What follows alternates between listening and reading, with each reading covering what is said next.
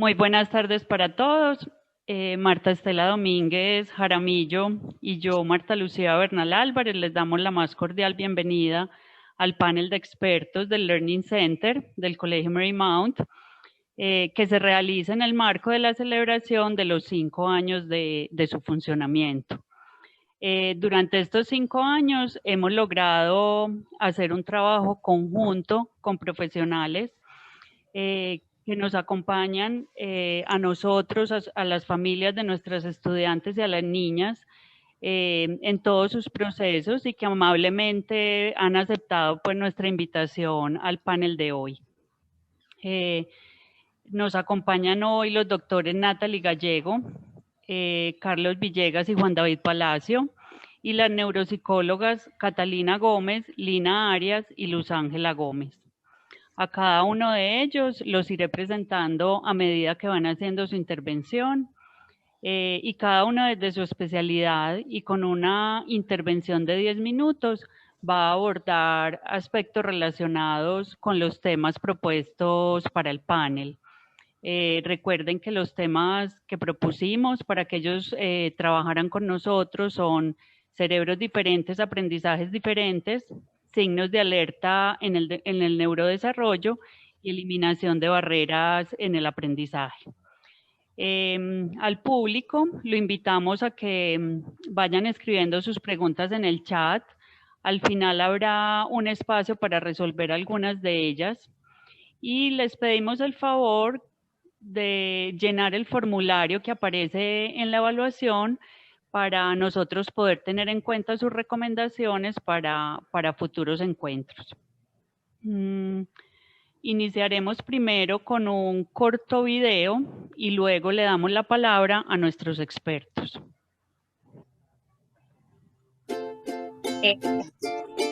Perfecto. Okay. El Learning Center detecta las necesidades e interviene el desarrollo de habilidades de cada estudiante, realizando un acompañamiento especializado en los campos que inciden y potencializan su desarrollo cognitivo. En este proceso intervienen varios agentes: estudiantes, padres de familia, profesores, psicólogas y directoras de cada sección, además de un equipo interdisciplinario de profesionales externos, quienes acompañan a las niñas en sus procesos emocionales, académicos y de aprendizaje. El Learning Center tiene 4 programas de apoyo.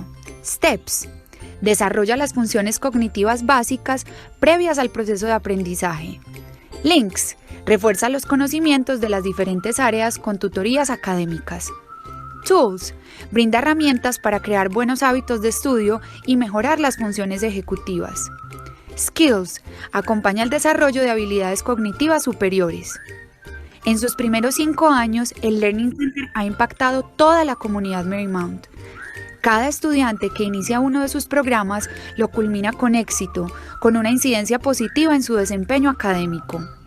Hoy vivimos una cultura de inclusión en la que se respeta la diferencia y se aprovechan las habilidades.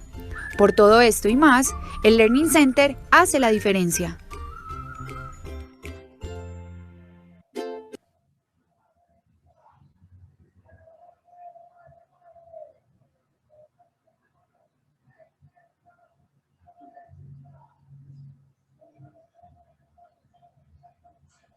Martica, pon el micrófono. Tienes el micrófono silenciado. Ahora sí, ¿cierto? El panel lo iniciará la doctora Natalie Gallego Arbeláez. Ella es pediatra, es especialista en neurodesarrollo de aprendizaje y es la directora del Centro de Estimulación Zurdos. Bienvenida, Natalie. Adelante con tu presentación. Perfecto, Martica. Muchas gracias al Learning Center por la invitación, a los compañeros del panel, a todas las familias que se están uniendo en este momento para aprovechar estos minutos que tenemos. Yo voy a contabilizar el tiempo porque yo a veces hablo más de la cuenta. Y vamos a empezar con este tema de la diferencia y de la diversidad. Es un tema absolutamente apasionante. Y todos decimos, la diversidad es fascinante, somos un país biodiverso, siempre le damos realmente mucha importancia a la biodiversidad, pero cuando como padres nos dicen, es que tu hijo es diferente, es que tu hijo es diverso, inmediatamente nos entra la angustia y el dolor en el alma, porque nosotros queremos que nuestros hijos no sean diversos, porque no le hemos encontrado el verdadero valor a la diversidad. Y yo les pregunto a todos los padres que están acá si sus hijos han logrado disfrutar la diversidad o han padecido de la homogenización de los niños. La diversidad, en lugar de ser un problema, es una forma de crecimiento de los niños. Lo que pasa es que los niños crecen de la mano de unos tutores, que son sus padres y son sus docentes, para poder conocer todas estas diversidades que pueden tener los niños y así evitar el miedo que tenemos a los niños que pueden ser diversos. ¿Y por qué le tenemos tanto miedo a la diversidad? Porque desafortunadamente se ha interpretado la diversidad con niños lentos o con bajo aprendizaje o niños que no aprenden. Aprender es una habilidad inherente del cerebro. De hecho, el cerebro se dedica a eso, a aprender. Quieras o no, el cerebro siempre está aprendiendo. Aquí lo que tenemos que ver es qué aprende el cerebro y darle una buena información, unos buenos estímulos, esperar esa buena genética y ese buen ambiente para que ese cerebro aprenda cosas adecuadas y que le aporten adecuadamente dentro de su crecimiento. Pero todo este ambiente, todos esos estímulos, se lo proveen su familia y se lo proveen también sus docentes. Aquí lo maravilloso de la diversidad es aprender a conocer a nuestros hijos. Y yo creo que esta pandemia nos ha dado la oportunidad de conocerlos y de identificar cuáles son todas esas fortalezas que tienen y cuáles son esas áreas que les generan más dificultad. Generalmente nos enfocamos más en la dificultad y menos en la fortaleza, teniendo en cuenta que a partir de las fortalezas es donde se genera la motivación, donde yo puedo impactar en las dificultades de los niños. No todos los niños tienen que ser exitosos en todos. Lo que queremos con los niños es que toda esa diversidad aporte dentro de su proceso de aprendizaje. A mí me parece fantástico cuando uno dice, bueno, ¿y cómo podemos pretender que un Mandela sea igual que un Picasso, que un Mozart sea igual que inclusive un músico moderno? Son absolutamente estilos de aprendizaje diferente. Y eso es lo más maravilloso de los niños, que todos aprenden también de una manera diferente. Es entonces nuestra misión, tanto como colegio como padres, identificar cómo están. Hay un micrófono que está prendido, para que revisemos todos y apaguemos micrófonos. Lo maravilloso que tenemos que hacer entonces como padres y como docentes. Hay un micrófono prendido, ya yo creo que lo silenciaron. Lo maravilloso que tenemos que hacer como padres y como docentes es identificar esas habilidades que tienen nuestros hijos, acompañarlos en esas habilidades y motivarlos también en esas dificultades que ellos puedan presentar. La diversidad entonces tiene que ser absolutamente bienvenida al aula, y la diversidad, la verdadera diversidad, la maravillosa diversidad es cuando le podemos dar la bienvenida. Es decir, cuando los ajustes que hacemos para un niño, esos ajustes nos aportan a todos como comunidad. Les pongo un ejemplo. Si tenemos un niño o una niña con un problema de lenguaje y desde el más pequeño yo empiezo a jugar con la conciencia fonológica y con la conciencia fonética, estoy impactando a todas las niñas en el área de aprendizaje, pero muy probablemente este chico o esta chica es la que más se va a beneficiar de esa clase que estoy dando, pero todos en conjunto se están beneficiando. Es así como entonces conocer a nuestros niños, tanto estudiantes como nuestros propios hijos, nos permite descubrir esa verdadera diversidad. Alguna vez escuché que es triste cuando nunca alcanzamos a escuchar la verdadera música que cada uno de nosotros o de nuestros hijos lleva por dentro, porque lo que tratamos de hacer siempre es de encajar, de caber como unos ladrillos, de siempre ser iguales. La diferencia aporta en el aula, aporta en la casa. Podemos tener 5 hijos y todos son absolutamente diferentes, todos son absolutamente diversos. Entonces la diversidad, en lugar de ser una angustia para los padres, puede ser un factor que antes potencialice todas esas oportunidades y capacidades que tienen los niños, pero como entorno tenemos que tratar de descubrir esas capacidades y no siempre calificar a los niños de la misma manera, porque muchas veces estamos evaluando la dificultad, pero no evaluando la habilidad. Y cuando yo solamente evalúo las dificultades, ahí es donde se vienen al traste algunas habilidades de los niños, como son la motivación y la autoestima, porque es un niño que siempre va a estar acostumbrado a perder. Y todos los niños todos los niños merecen sentirse exitosos. Y esto lo hacemos a partir de conocer esas habilidades y esas diversidades de los niños. No todos tenemos que ser iguales en el aprendizaje.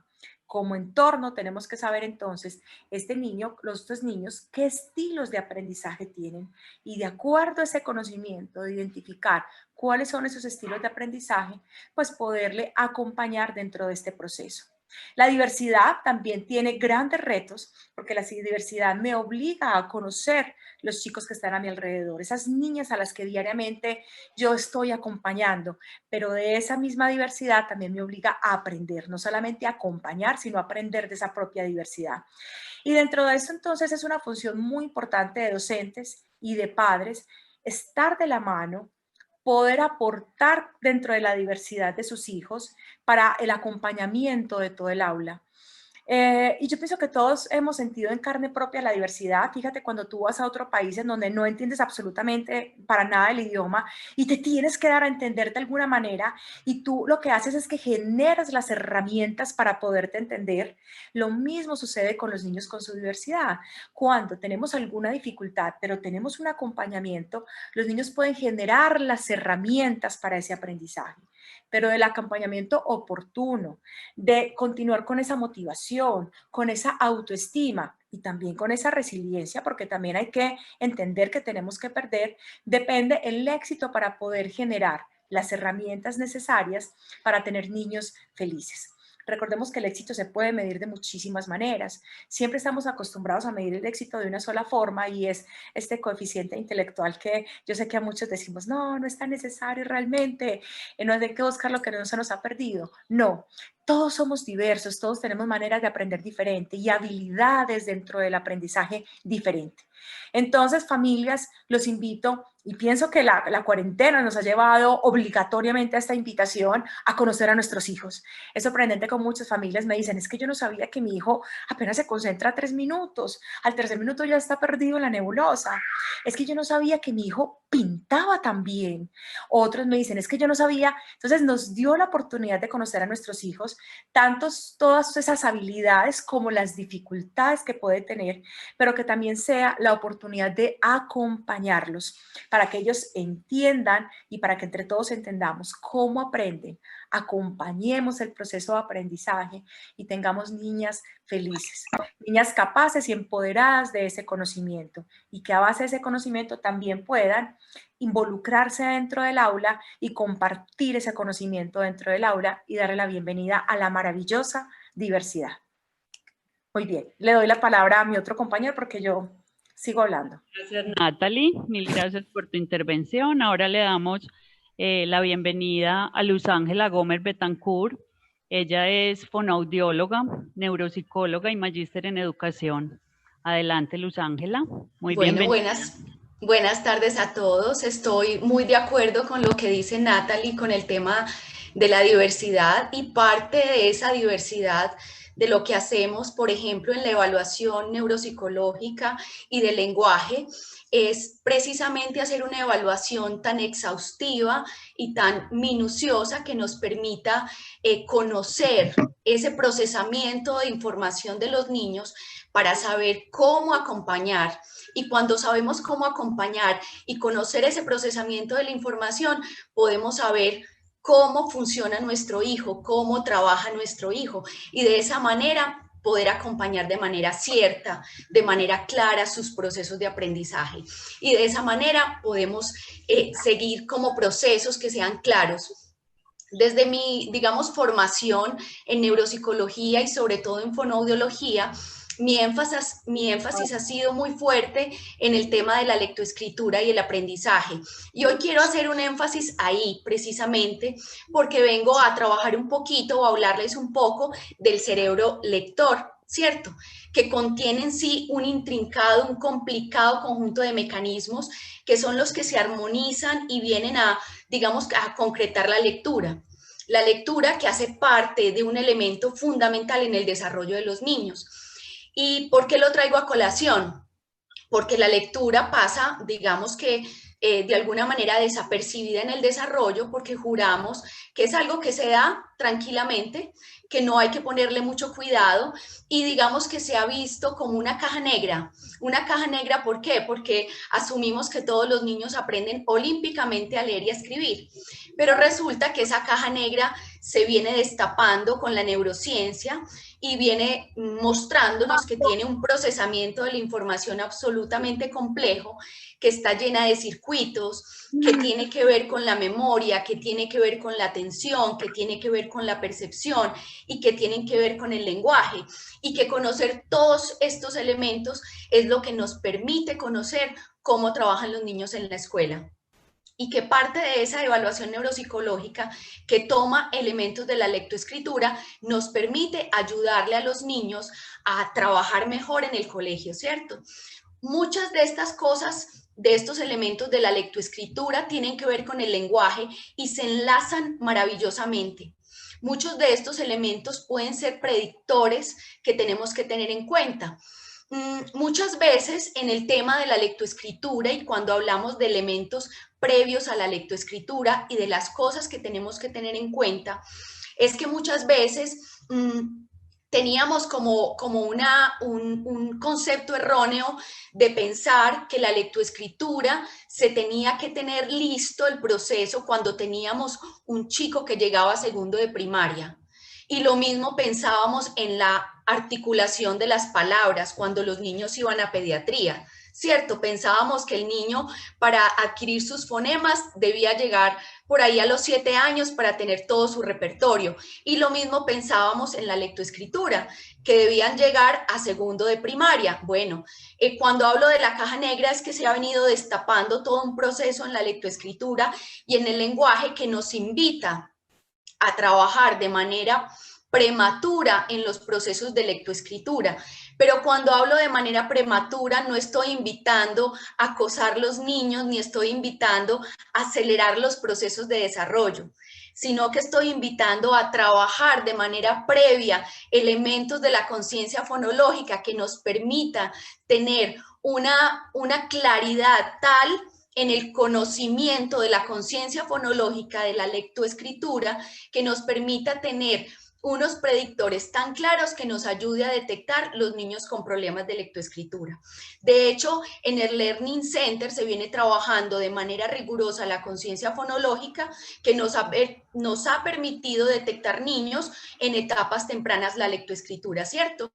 La lectoescritura suele ser un tema que parece ser muy fácil y los papás nos vienen contando, pero ¿por qué? Si yo leí tan fácil, que fue tan cómodo para mí aprender a leer, y no nos damos cuenta que la lectoescritura tiene que ver con procesos de memoria operativa que son supremamente complejos, ¿cierto? Este espacio de la lectoescritura es como el reloj, es un engranaje que necesita el aceite, es un engranaje que necesita mucho tiempo para ajustarse, para lograr una fluidez, una comprensión. Y de esos elementos, de ese engranaje y de esa correcta adquisición de la lectoescritura, hace parte de que si lo logramos con los docentes, con los profesionales adecuados para hacer una remisión a tiempo, podamos tener en los niños un aprendizaje eficaz y correcto a etapas tempranas. De hecho, las últimas investigaciones nos están apuntando a trabajar la conciencia fonológica como un elemento predictor. Si nos remitimos, por ejemplo, a los elementos que nos dan como estrategias de alerta, ¿cuáles son las alertas tempranas en un niño con problemas de lectoescritura? Alertas tempranas son cuando los niños empiezan a tener dificultades en la identificación sonora de las letras.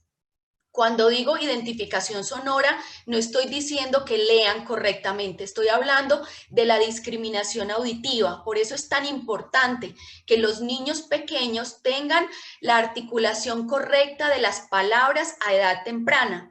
Por eso no podemos esperar que los niños pequeños estén teniendo su articulación a los 7 años, no podemos esperar a que eso suceda, ¿cierto? Entonces, si nos vamos a edades tempranas, digamos como de etapas de alerta, cuando un niño está empezando a tener dificultades en la identificación de vocales, cuando no discrimina, cuando está teniendo problemas en la rima, cuando le cuesta seguir canciones, cuando las vocales ya viene prejardín, jardín y todavía no las asume, todavía esas canciones sencillas no las tiene bien incorporadas, ahí es donde tenemos que estar teniendo predictores.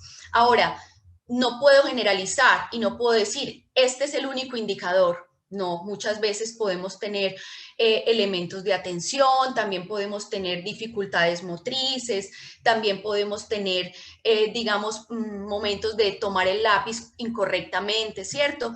Que todo esto evaluado de manera conjunta nos va a llevar a tener predictores que nos ayuden a hacer una evaluación realmente como con sentido. Luego de esto, nos va a permitir hacer una remisión eficaz con una evaluación neuropsicológica que no solo apunte a elementos de atención, memoria y funciones ejecutivas, sino que tenga un componente de aprendizaje importante que apunte a los, digamos, a los elementos de aprendizaje que se requieren en las etapas tempranas del aprendizaje y que esto nos lleve indispensablemente a un tema curricular y metodológico. Si es un niño que solamente tiene unas fallas de lectoescritura, está bien, unos elementos metodológicos claves que nos permiten hacer unas estrategias, en el caso del Learning Center, donde calculamos entre todos, entre el equipo de expertos y revisamos cuáles son las estrategias metodológicas que se hacen a tiempo y se permite que, digamos, esos procesos de intervención se hagan más cortos y el niño pronto pueda abandonar pues la terapia rápidamente con el apoyo de todos los profesionales. Entonces, si bien la diversidad es un elemento importante para no solo ver la dificultad, sino la habilidad, cuando el niño tiene esas dificultades puntuales, el abordarlas a tiempo, el revisarlas a tiempo, el tener un equipo que esté bien calificado y que permita con la familia detectar las dificultades propias, podamos entre todos llegar al punto y poder sacar a este niño pronto de la terapia y que evolucione más rápido y permitir que no esté tanto tiempo en una terapia que para el niño puede ser muy desgastante. Entonces se busca que tengamos mayores posibilidades para que este niño desarrolle otras habilidades como son el deporte, actividades lúdicas en casa y pueda tener mayores posibilidades de trabajo en otras áreas. Ok, mil gracias Luz Ángela, gracias por tu intervención. Ahora le damos la palabra al doctor Carlos Villegas Arenas, él es neuropediatra. Muy bienvenido, doctor Villegas, adelante.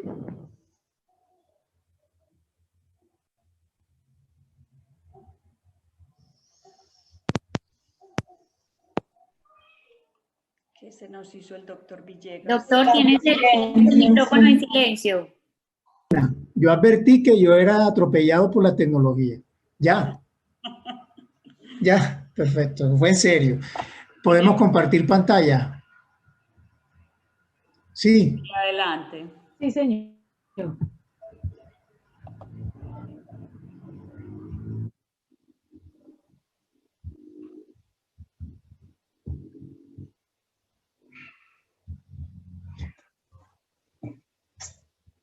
Ahí ven.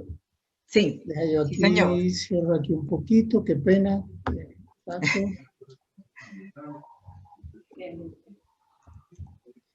Perfecto. Bueno, buenas tardes, buenas noches de nuevo a todos. Muy gracias por la invitación. Es un gusto de verdad estar acá. Felicitaciones de nuevo al Learning Center. Se ven cosas lindas del Learning Center, espectacular. Entonces, hay que agradecer que existan estos espacios. Entonces, me corresponde mostrar el cerebro. Quiero que lo veamos así, lo más de lindo, bonito, porque a veces es intrincado, complicado, pero así voy a intentar que lo veamos hoy. ¿Listo?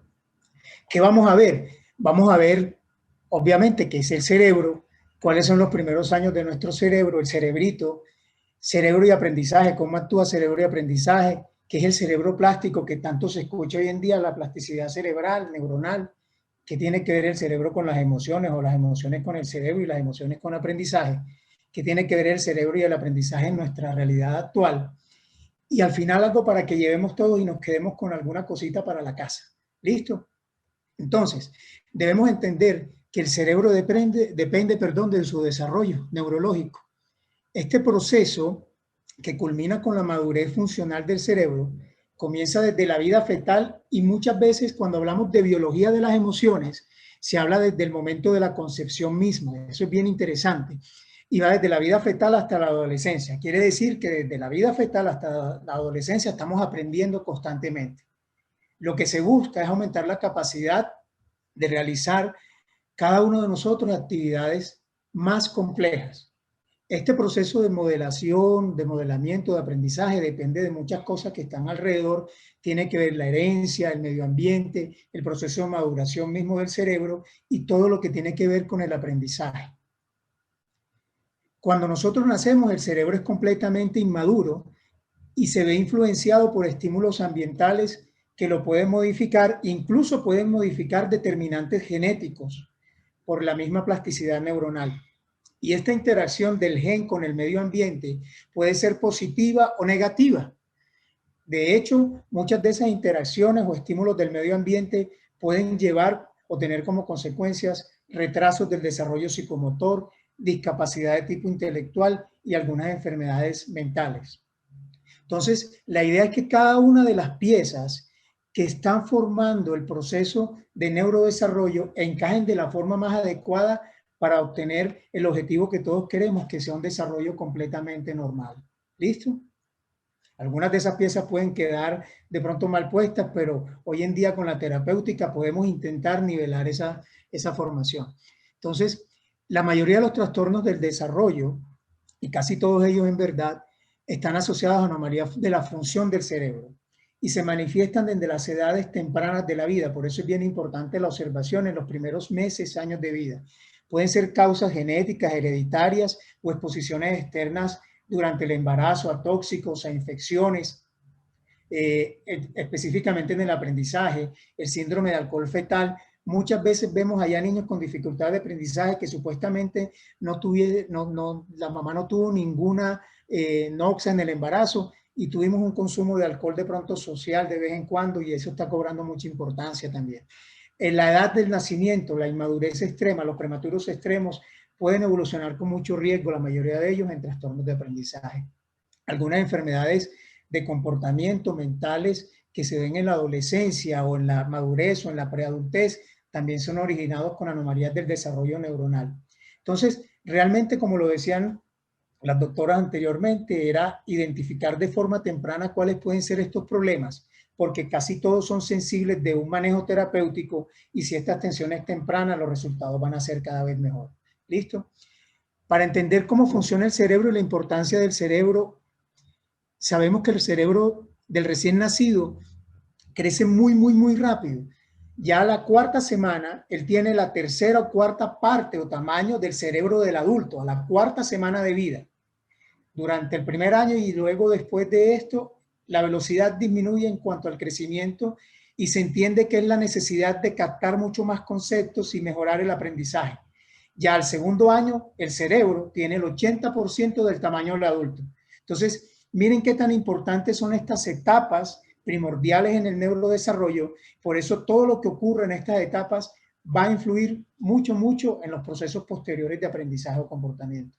Y aquí entramos básicamente en lo que es la plasticidad neuronal, que es la capacidad que tienen las células, nuestras neuronas, de modificarse según el estímulo, según el trabajo o la actividad que tengamos con ellas. Y esta plasticidad básicamente la definimos como la capacidad de esas células neuronales o del circuito, del enmarañamiento, del entramado neuronal, de modificarse en su función y estructura como respuesta a los estímulos que tengan. Puede ser una respuesta positiva o una respuesta negativa. Entonces, la infancia, la adolescencia son épocas supremamente importantes donde la plasticidad neuronal se puede dar. Hay un término en neurología que es la poda neural. Tengamos idea de un arbolito que ustedes no lo tocan, no lo podan y él va botando las hojitas. Pero si nosotros no estimulamos, esas hojitas se van botando rápidamente. Y mientras la intervención terapéutica se dé, podemos de alguna forma establecer una velocidad menor en esa poda neural. ¿Listo? Entonces, recalcar que es fundamental el estímulo sensorial desde las primeras etapas de la vida, incluso en la parte gestacional, incluso la parte emocional, como hablamos de las biologías de las emociones, supremamente importante en los procesos de neurodesarrollo. Y estar atentos ¿a qué? A las cosas básicas del desarrollo.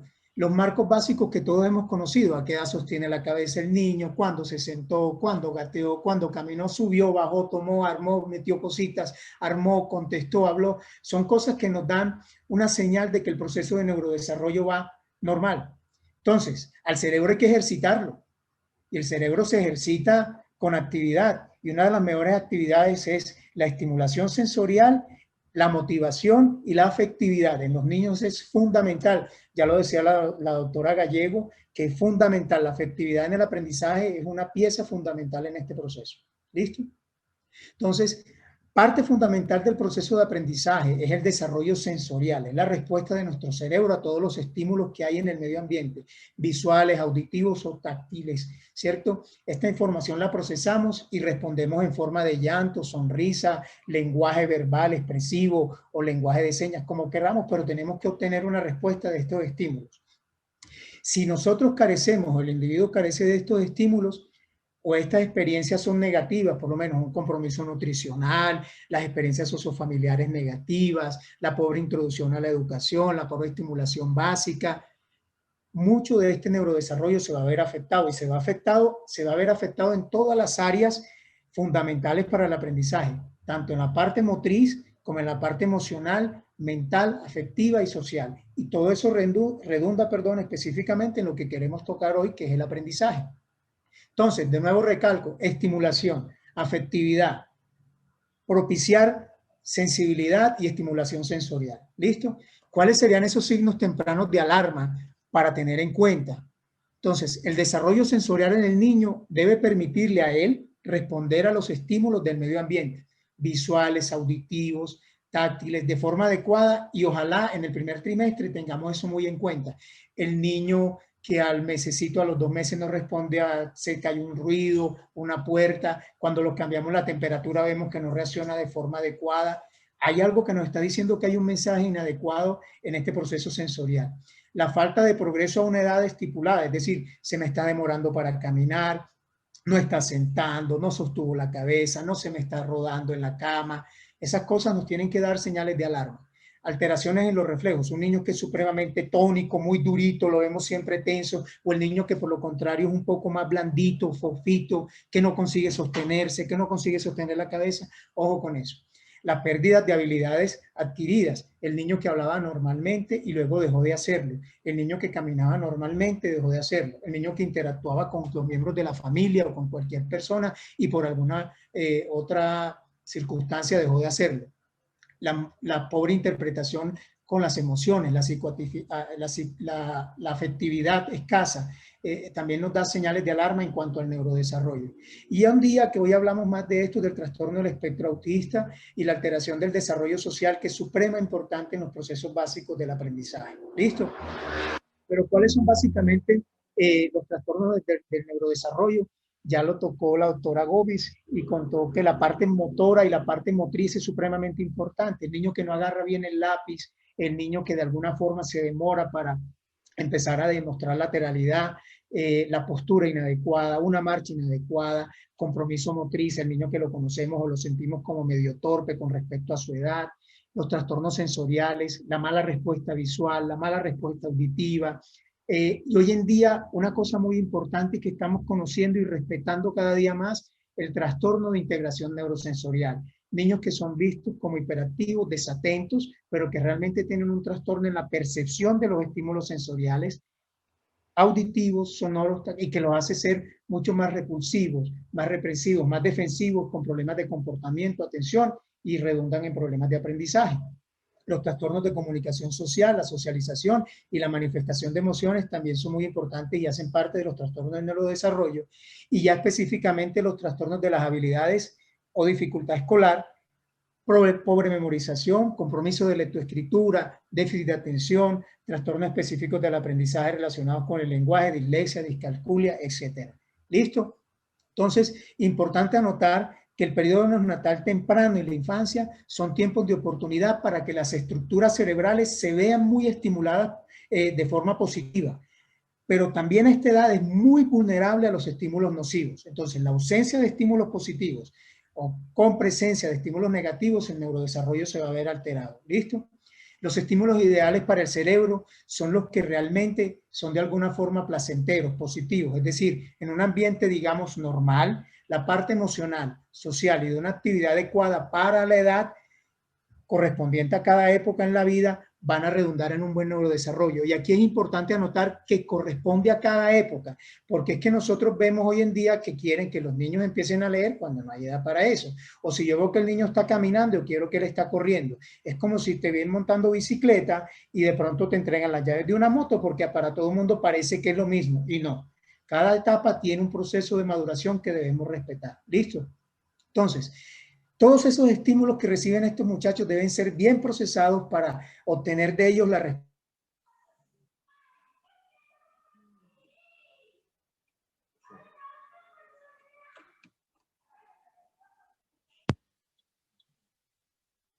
Acontece, ocurre siempre. Ocurre dentro de casa, fuera de casa, dentro y fuera de la escuela. Cualquier momento es un momento propicio para aprender. ¿Listo? Las diferencias individuales, como ya lo notaron anteriormente, las habilidades y las diferentes capacidades de aprendizaje dependen también de las experiencias previas. ¿Qué tanto estímulo tuve yo, tanto en lo emocional o afectivo, para posibilitar mi aprendizaje? Pero el aprendizaje es individual. El ritmo de aprendizaje es propio de cada individuo y cada uno de nosotros debe reconocer en ese individuo cuál es su ritmo de aprendizaje. De nuevo, la motivación o la afectividad, que es un papel fundamental para el aprendizaje. La persona debe, para aprender, querer y debe sentir necesidad de aprender, lo decía Piaget. ¿Listo? Los psicólogos de aprendizaje dicen que todo sujeto es apto para aprender siempre y cuando se facilite la motivación del aprendizaje. ¿Listo? Y como el hombre ya más contextualizado en este aspecto que estamos viviendo todos de la pandemia y del confinamiento, el hombre es un tipo social genéticamente, depende de la interacción para el aprendizaje. Y en este contexto actual, como lo decía, del confinamiento, es fundamental que los niños retomen la socialización y la escuela hace parte para esa etapa de ese rol social que deben cumplir.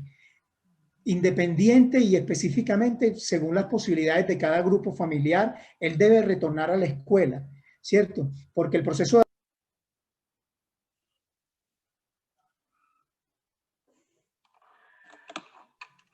Doctor, el micrófono está apagado. El micrófono. Listo.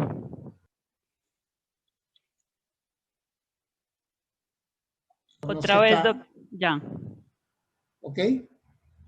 ¿Me están escuchando ahora? Sí, doctor. Perfecto, gracias. Entonces les decía que el niño tiene que volver a la escuela. Nos preocupa mucho y a los papás les preocupa que este tiempo que están fuera de la escuela el proceso de aprendizaje se trunque, se frene. No, los pelados aprenden y agarran de una y empatan fácilmente después de que los estímulos sean adecuados, ¿cierto? Pero la parte emocional está cobrando suprema relevancia en este momento. Y los muchachos tienen que volver a socializar. Los muchachos tienen que volver a la escuela, tienen que volver a participar de lo que para su edad les corresponde y les compete. ¿Listo? Entonces, sigamos motivando el cerebro, estimulando el cerebro, ejercitando el cerebro con todo lo que tenemos día a día para que ese engranaje de esa maquinaria cerebral funcione de la forma más adecuada posible siempre. Muchas gracias, muy amables por el espacio. Muchas gracias, doctor. Continuamos entonces con Lina María Arias Gallo. Ella es licenciada en Educación Especial, especialista en Neurodesarrollo de Aprendizaje y actualmente se desempeña en la Fundación Integrar. Adelante, Lina. Muy buenas tardes para todos. Muchísimas gracias por esta invitación. Voy a comenzar compartiendo la pantalla.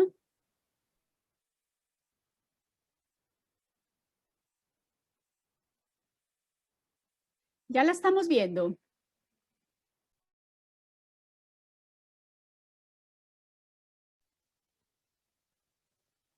Esperemos un momentico porque ya, listo.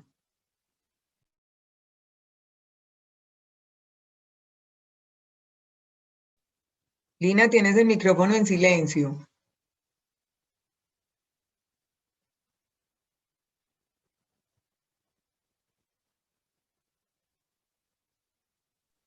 Ya, listo. Perfecto. Ok, ¿estamos viendo el modo presentación o todavía no?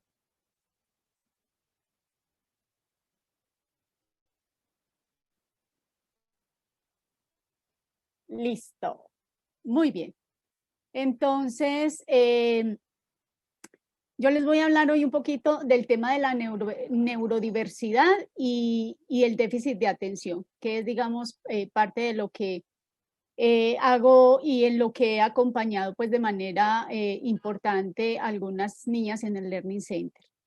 La neurodiversidad hace la diferencia, efectivamente, menos mal está este término tan hermoso, me parece que es tan significativo. La neurodiversidad nos permite ver las diferencias en el cerebro como algo normal, ¿cierto? No como algo normal o deficiente. Nos permite reducir el estigma frente a lo que puede pasar con las personas que tienen dificultades en su aprendizaje o dificultades atencionales.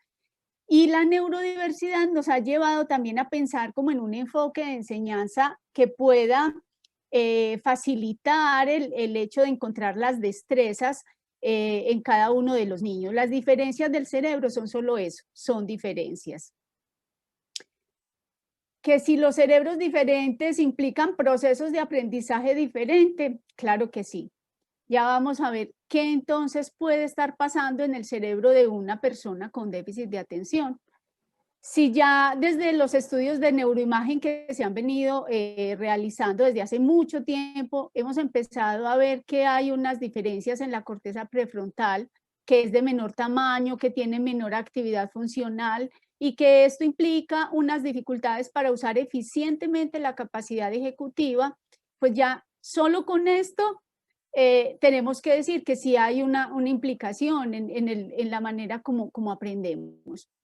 Entonces, tenemos que entender que cuando tenemos estas características del trastorno por déficit de atención, vamos a tener unas afectaciones importantes en esas funciones ejecutivas. Me voy a referir a tres principalmente, que tienen mucho que ver con todo el proceso de aprendizaje. La memoria de trabajo, que es la que nos permite retener cosas, conceptos, cosas que aprendemos, que nos comparten, seguir instrucciones, recuperar información, producir un resultado, externalizar la motivación. Todo esto es lo que hace posible que una persona pueda reflexionar, pueda autodirigir la conducta, formularse preguntas, resolver problemas. Por el otro lado, tenemos el control inhibitorio, que es la capacidad para parar y pensar antes de actuar, resistirnos a los impulsos, mantenernos en la tarea, establecer metas y lograrlas, demorar la gratificación y tener ese control de distractores y de interferencias que para estos chicos que tienen estas características se vuelve pues como un reto para ellos. Por el otro lado, tenemos la atención flexible que nos permite cambiar la atención cuando es necesario, mantener la atención en una tarea, cambiar el enfoque rápidamente. Miren que a veces tenemos niños que el solo hecho de pasar de una clase a otra les cuesta cambiar ese foco y sintonizarse con esa nueva temática. O muchos profes nos dicen frecuentemente, se demora alrededor de 10 minutos cuando llega del recreo para poderse sintonizar, porque tienen esa dificultad, esa poca flexibilidad para ajustarse pues como a esos nuevos estímulos o a esos nuevos requerimientos. Ajustar la conducta según los cambios y las exigencias de la situación. Esto nos lleva a pensar que las funciones ejecutivas son unas habilidades que son para toda la vida, se usan todos los días y en todos entornos. No es exclusivo del entorno escolar, no es exclusivo del entorno laboral, hace parte de, digamos, de todo lo que hacemos. Y aquí el colegio juega un papel muy importante porque los niños permanecen muchísimo tiempo en las instituciones, entonces digamos que en el día a día pues estimular las funciones ejecutivas va a ser fundamental, y no solo para ese niño en quien ya se ha detectado que tiene una dificultad particular, sino pues en todos los seres humanos. Resulta que hay unos signos de alerta en el desarrollo. Vamos a mirar algunos que nos pueden hacer pensar o sospechar que puede estar pasando algo. Entre los 3 y los 5 años puede haber un pobre desarrollo de juego social, a los niños les cuesta compartir, les cuesta jugar con otros, preferencia por juegos deportivos sobre los educativos, pierden fácilmente el interés en los juguetes, en los juegos, pasan de un jueguito a otro con muchísima facilidad, tienen problemas de sueño, alimentación. Puede haber algún retraso en el desarrollo de la motricidad fina, se pueden ver un poquito torpes, pueden tener dificultades para el aprendizaje de los colores, los números, las letras. Entonces las mamás o las profes de las guarderías son tratándole de enseñar, y hoy le enseñaron el color amarillo con el sol, con un montón de cosas, y al día siguiente es como si tuvieran que empezar nuevamente. Dificultades en el desarrollo gráfico, en las grafías y en la comprensión de la figura humana. Puede haber cierta inmadurez emocional, rabietas y accidentes en el hogar. Es muy importante entender que de todas maneras a nivel de desarrollo pueden pasar estas cosas, ¿cierto? Que el niño de 3 años no hace una pataleta, no tiene una rabieta, pero cuando empezamos a alertarnos, cuando ya esto tiende a ser más significativo de lo normal, cuando comparado con otros, con sus pares, pues esto ya sobrepasa, digamos, como las habilidades del niño. Y aparte, pues es muy importante saber que esto no es una característica de estas, no hace un diagnóstico ni hace pues pensar que una persona tiene o no esta dificultad atencional. Pueden haber algunas conductas en los preescolares que pueden ser más explosivos que otros niños, que les cuestan los cambios en las rutinas y en las transiciones, que parecen con un motorcito, que duermen poco, se despiertan muy temprano, se acuestan súper tarde. La rutina de la dormida se vuelve todo un reto porque todo el mundo está rendido, todos están acostados y el muchachito está activado, haciendo cosas, jugando. Demandan mucho la atención de los mayores, todo el tiempo hay que estarles dando atención, necesitan siempre algo, necesitan contar, necesitan hablar. Pueden tener conductas disruptivas, carecen de la sensación como de peligro, son como demasiado arriesgados, pueden tener algún incumplimiento de las normas básicas del aula y no respetan la burbuja personal, se pueden ver como intrusivos, como ese niño que llega donde el otro y casi como que invade su espaciecito personal. A nivel del lenguaje en los escolares también podemos ver como unos alertas. Tienen pocos recursos lingüísticos, dificultades en la expresión, en la comprensión, organizar el discurso para ellos es difícil, secuenciar hechos, acciones, incluso desde su propia rutina. ¿Y qué hiciste hoy? Y entonces no logran dar cuenta de manera ordenada de esa secuencia de acciones. Pueden ser ambiguos en la transmisión de la información, historias poco cohesionadas, lo que no quiere decir que sean pues incoherentes, pero pueden ser poco cohesionadas. Narrar una historia puede ser difícil y más o menos a los 6 años pueden empezar a evidenciarse, pues obviamente como ya es el momento, digamos, más de esa exigencia en el aprendizaje de la lectoescritura, pues se pueden empezar a presentar y a evidenciar ahí más dificultades.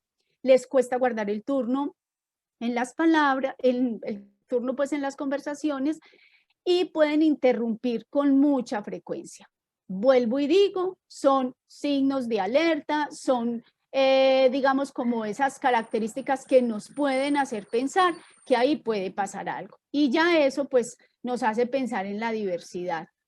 Una vez identificadas esas alertas, entonces, ¿qué hacer? Lo primero es evaluar, ya lo dijeron los compañeros en las ponencias anteriores, una muy buena evaluación, una muy buena revisión de esa historia de vida, porque también es cierto que no siempre tener alguna de las características anteriores me significa que tengo un trastorno. Puede ser que estoy pasando por una situación difícil y eso me está haciendo pues presentar como algunos síntomas, pero es muy importante saber qué es lo que está pasando, establecer ese plan de intervención o ese plan de acción.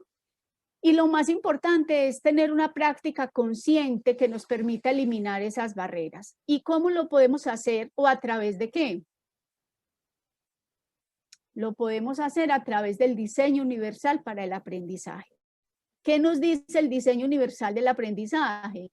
Que este nos va a permitir eliminar las barreras y optimizar las oportunidades del aprendizaje. El diseño universal está pensado para todos, está pensado para la diversidad, no está pensado para el niño que tiene un diagnóstico como tal.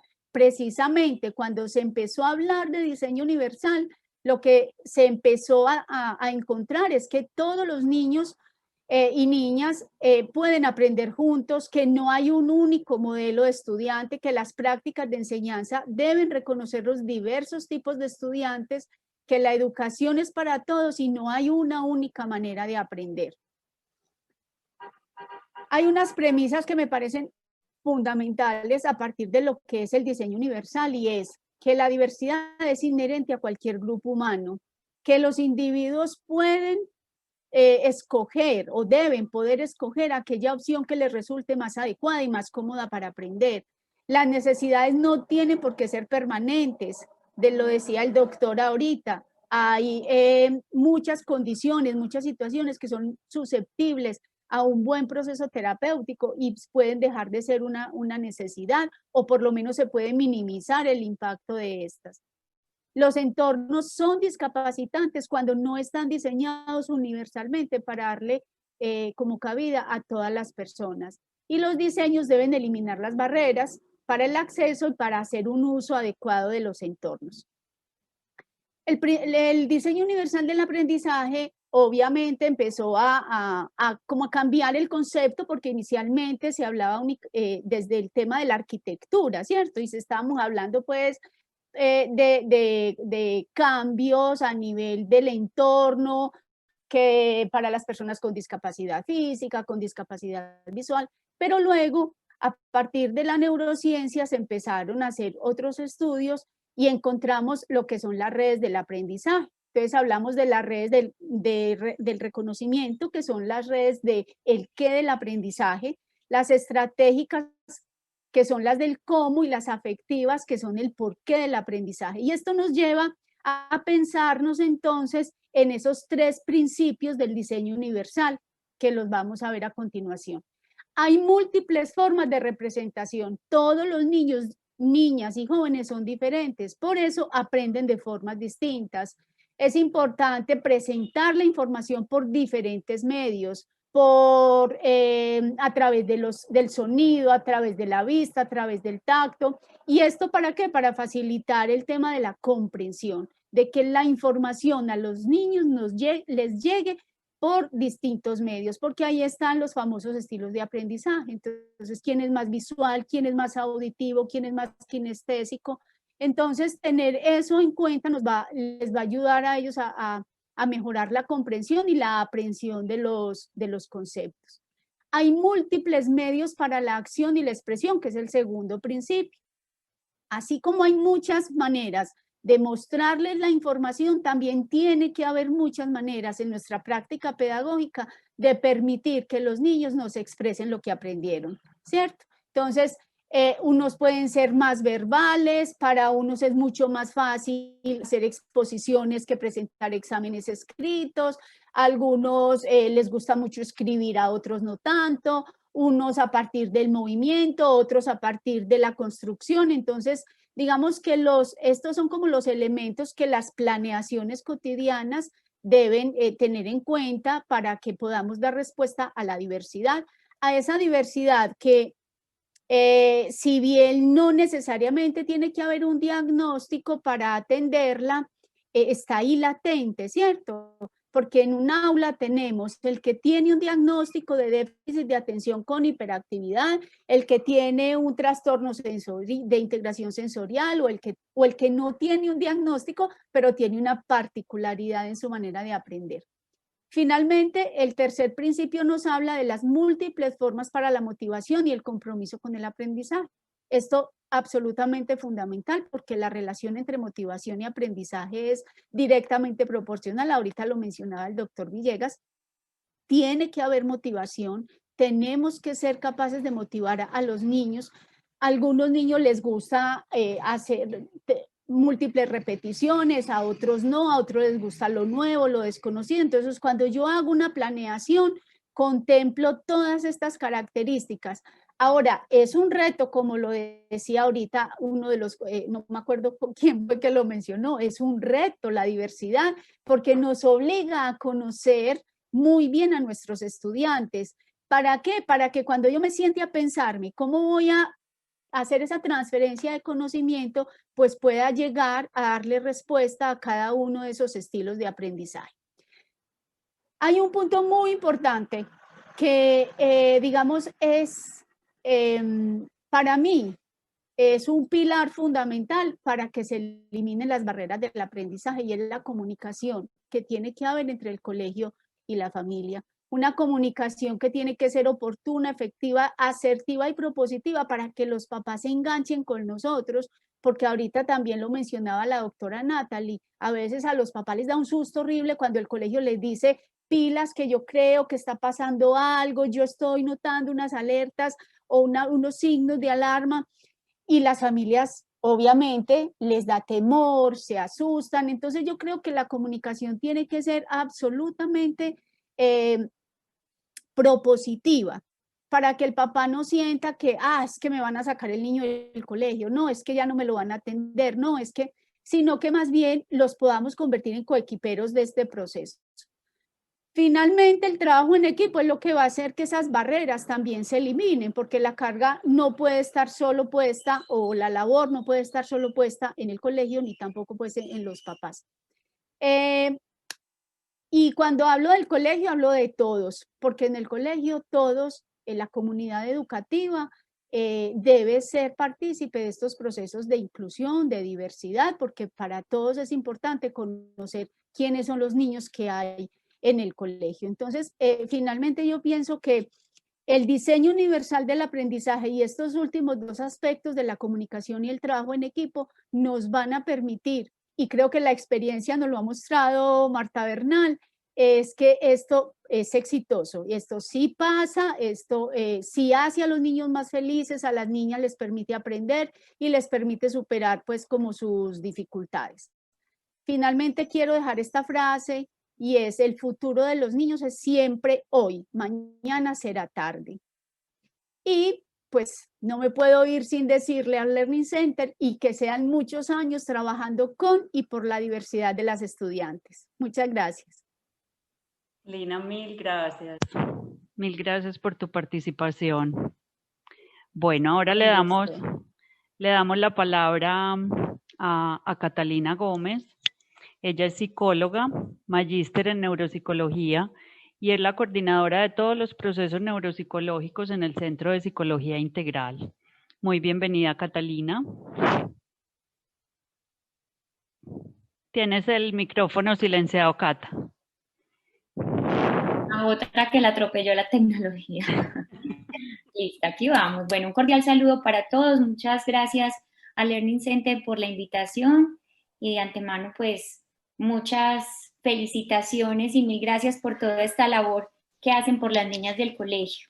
Quisiera entonces hablarles un poco del neurodesarrollo en la niñez, ¿cierto? Voy a enfocarme no solo en como ciertos principios que son importantes que ustedes como papás conozcan, sino que quisiera también terminar con algunas recomendaciones que podrían ser útiles pues para que ese neurodesarrollo sea como lo más productivo posible, por decirlo de alguna forma. Entonces es importante que tengamos en cuenta que todo este proceso de desarrollo es un fenómeno, un proceso fascinante que empieza más temprano de lo que creemos. Muchas veces creemos que ese proceso de desarrollo empieza después del nacimiento y lo cierto es que empieza incluso desde el vientre de las mamás, incluso en un momento en el que muchas mamás ni siquiera se dan cuenta que están en embarazo. A tan solo 3 semanas después de la concepción empiezan a aparecer diferentes mecanismos celulares que empiezan a pues como a diseñar todo un proyecto arquitectónico de lo que es la estructura cerebral y que se va a finalizar muchos años después del nacimiento. Con respecto a esto que les estoy mencionando, es importante que ustedes como papás, y de acá surge la primera recomendación, a veces muchos papás me dicen, Cata, yo no entiendo por qué mi hijo de 6 años, si ya sabe que todos los días se tiene que levantar a la misma hora, tiene que meterse al computador, tiene que desayunar, bañarse, yo no entiendo por qué es tan difícil para él algo que pareciera tan sencillo. Y lo cierto es que todo se explica desde el neurodesarrollo y para mí parte de la importancia de estas cátedras es que ustedes papás conozcan cuáles son las expectativas reales que podemos tener de los niños basados en este neurodesarrollo, porque en muchas ocasiones yo pienso que también claramente hay muchos niños que tienen trastornos asociados al neurodesarrollo, pero también claramente hay muchas situaciones en las que los padres o a veces los docentes también, en general el adulto, pone ciertas expectativas que de pronto no son reales o no van en la vía de los hitos que por edad se deben alcanzar de acuerdo al desarrollo. Entonces, como les menciono, es importante conocer cuáles son esos hitos para saber qué esperamos y cuando reconozcamos qué esperar, qué es normal, qué no, qué todavía se puede demorar un poquito más tiempo, poder, pues como en ese momento, poder reconocer lo que de verdad sí son señales de alerta o no. Como decía la doctora Lina, yo veía en la listica como de señales de alerta que definitivamente uno las identifica en los pacientes que vienen a consulta, pero también muchos papás pueden estar en su casa diciendo, ay, mi hijo le pasa lo mismo, ay, mi hijo le pasa lo mismo. Y en muchas situaciones muy probablemente puede suceder que le pase lo mismo, no necesariamente porque esté iniciando un trastorno del neurodesarrollo, sino porque también es importante, como les digo, conocer cuáles son esas expectativas y las expectativas cambian de acuerdo a la edad, incluso un cerebro, sobre todo mientras más chiquitos son los niños, más rápido están cambiando y más se notan las diferencias en ese neurodesarrollo. Cuando yo aplico pruebas neuropsicológicas a los niños, yo les explico a las mamás que incluso un niño, por ejemplo, de 5 años, 3 meses, es diferente en una proporción relativamente alta a la ejecución que podría tener un niño de 5 años y 7 meses. Y uno pensaría, pero los dos niños tienen 5 años, sí, pero hay grandes diferencias en cuanto a lo que esperamos de acuerdo al neurodesarrollo que tenemos que empezar a tener en cuenta.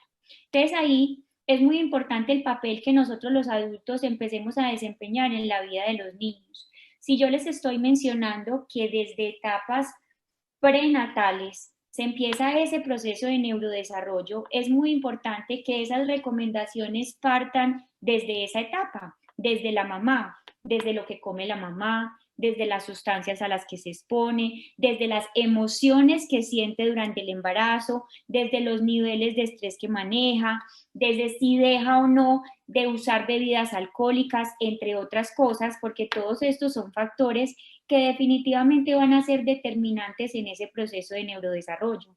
Tengo muchas mamás que me dicen, Cata, no, yo soy súper trabajadora, pero listo, súper rico que sea súper trabajadora, pero ¿a qué niveles de estrés estás sometiendo a ese bebé en neurodesarrollo? ¿Y qué tan consciente soy de que ese estrés que yo estoy viviendo en ese momento de alguna manera puede estar impactando ese neurodesarrollo que ya empezó, como les digo, en una etapa muy temprana? Entonces, ese proceso de neurodesarrollo quiero que tengan en cuenta que nos va a permitir dos cosas importantes. En primer lugar, nos va a permitir la adquisición pues, de diferentes habilidades para poder lograr lo que todo papá quiere, y es la independencia, ¿cierto? Yo tengo muchos papás que como que esas expectativas altas que ponen en los niños, las ponen con todo el amor, ¿cierto? Con todo el amor me refiero a que todos los papás se sueñan que su hijo o su hija pueda ser independiente, que pueda desempeñarse en la vida con éxito, que pueda ser una persona asertiva, que pueda ser alguien que se valga por sí misma y que no necesite de alguien más para poder vivir. Entonces, este neurodesarrollo y garantizar que el proceso de neurodesarrollo se dé como de la mejor forma, pues va a permitir poder alcanzar esos objetivos. Otro asunto que también nos permite el neurodesarrollo es interactuar de forma progresiva con el mundo que le rodea, y esto va a depender, como lo mencionaba el doctor Villegas, de factores relacionados con la maduración del cerebro, del sistema nervioso, pues, y con la influencia que el entorno va a ejercer en el niño. Entonces, no me voy a centrar en la parte de la maduración del sistema nervioso porque lo explicó muy bien el doctor Villegas, más bien me voy a centrar en eso que ambientalmente tenemos que saber, o eso que ambientalmente tenemos que tener en cuenta a la hora de relacionarnos con las niñas, con nuestros niños en general, para poder garantizar un buen proceso de neurodesarrollo, al menos desde la parte ambiental, ¿cierto? Hay una frase que me gusta mucho que dice que aunque cada niño nace con un cerebro programado genéticamente para sacar del entorno toda la información que necesita para desarrollarse, las experiencias vividas en la primera infancia o la privación de estas experiencias van a matizar el proceso de desarrollo cerebral, ya que en esta etapa se pueden identificar periodos sensibles para determinados aprendizajes, como es el caso del lenguaje. Tengamos en cuenta que uno de los momentos más sensibles para el aprendizaje del lenguaje son aproximadamente los 2 a los 8 años. Son periodos en los que el cerebro está preparado para recibir toda esa información, y está comprobado que si nosotros no estimulamos, por ejemplo, el lenguaje en esos primeros 8 años de la vida, pues muy probablemente esa habilidad o ese periodo sensible del lenguaje lo vamos a dejar pasar, y la conclusión en habilidades relacionadas con lenguaje, como por ejemplo la lectoescritura, pues se va a ver truncada de alguna manera, ¿cierto? Evidentemente no es el único factor, pero entre los factores que tendrían incidencia en esos aspectos. Entonces tengamos en cuenta que desde su formación molecular el cerebro sobrevive pues como gracias a esa capacidad que tiene de aprender y de adaptarse a ciertas situaciones. Ay, permítanme un segundito, le quito volumen a esto que me genera interferencia. Ya.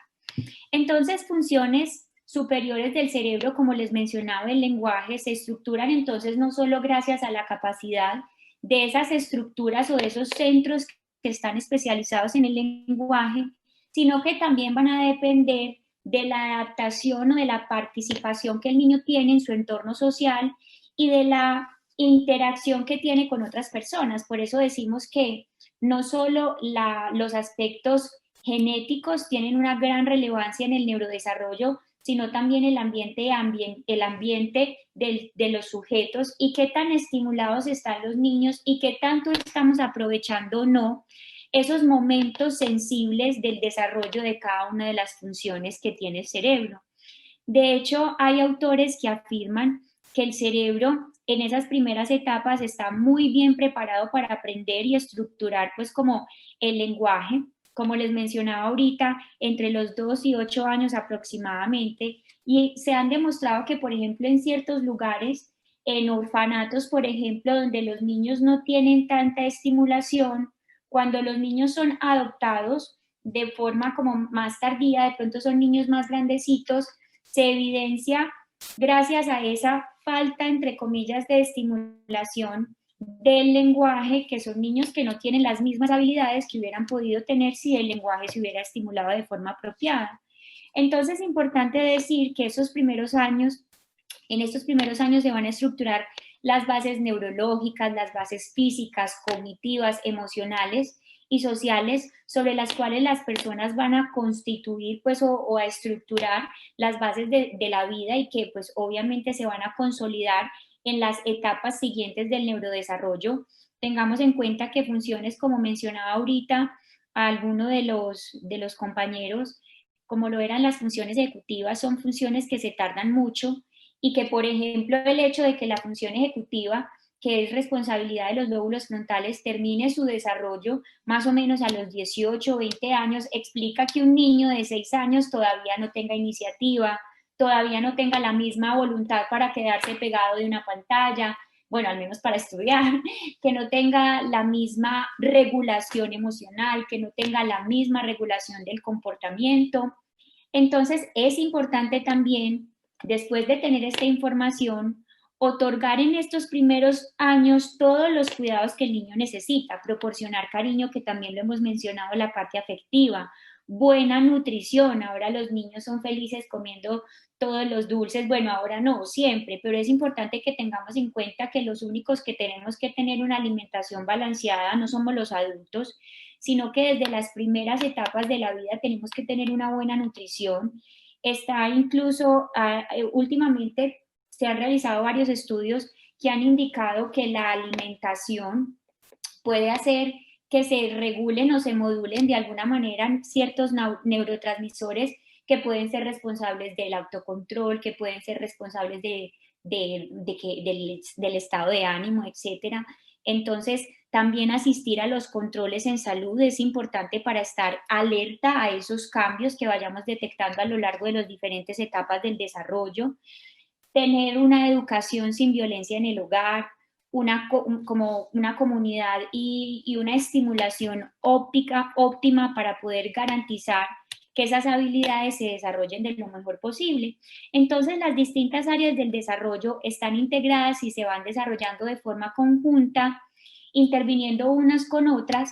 Por lo tanto, la identificación de esas señales de alerta en el desarrollo va a permitir identificar cuáles son esos entornos que pueden ser desfavorables y generar cambios que me permitan a mí de alguna manera revertir esas situaciones de desventaja. O sea, si no solo yo conozco qué espero de un niño o de una niña de determinada edad, sino que yo también conozco cuáles son las estrategias que yo puedo utilizar para poder favorecer ese proceso de desarrollo, pues voy a tener un terreno ganado. Cuando hablamos de señales de alerta, estoy hablando pues como de esos signos que podrían ser indicadores de un desajuste en el desarrollo integral de un niño o de una niña, ¿cierto? Entonces estas alertas me van a invitar a mí como a indagar mucho más para identificar cuáles son las causas de esos desajustes.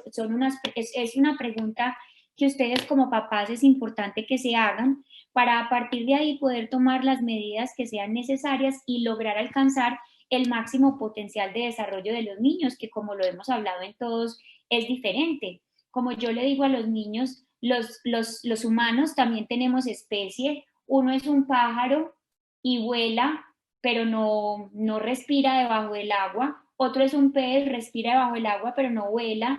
Ninguno de los dos es mejor, simplemente son diferentes. Y en esa medida los niños aprenden a aceptar que definitivamente tenemos que competir con nosotros mismos, no con el otro, y empiezan a aceptar también que parte de la vida, que fallar hace parte de la vida y que a partir de ahí de fallar también es que los niños pueden adquirir nuevos aprendizajes.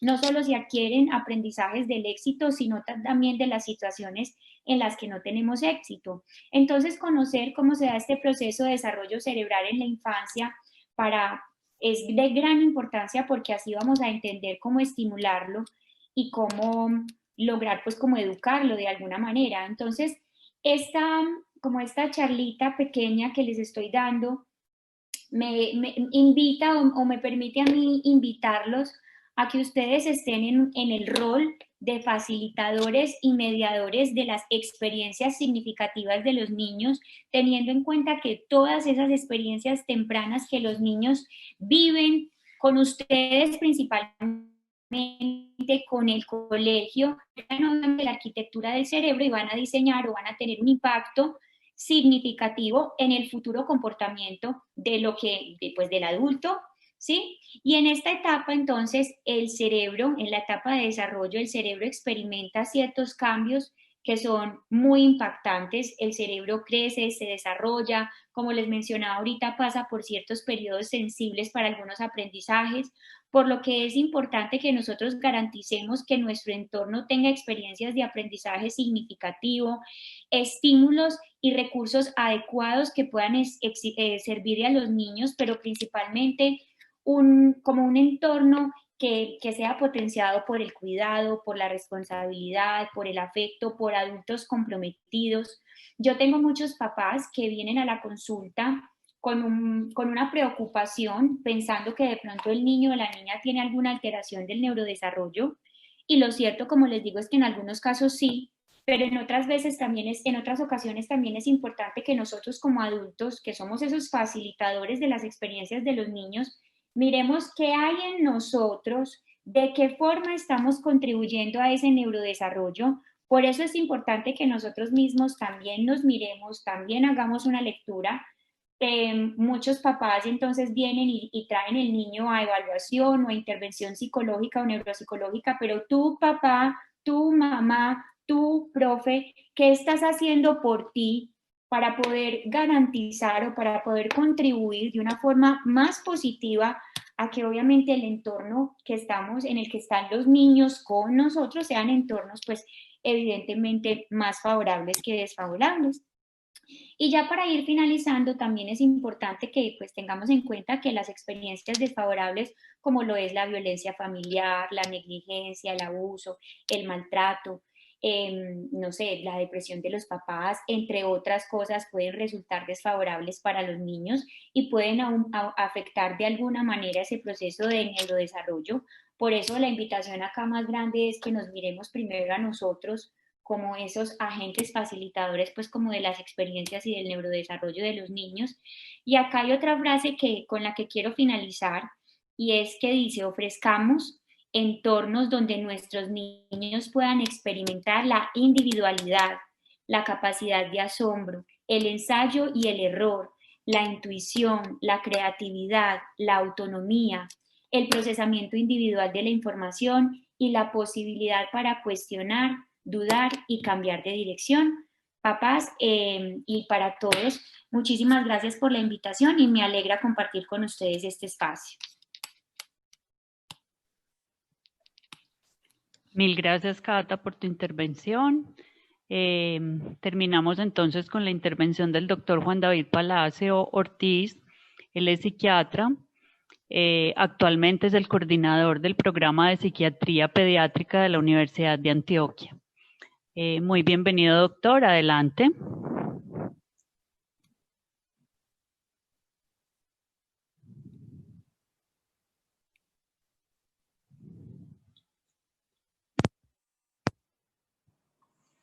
Se me perdió el doctor. Doctor, tiene el micrófono en silencio.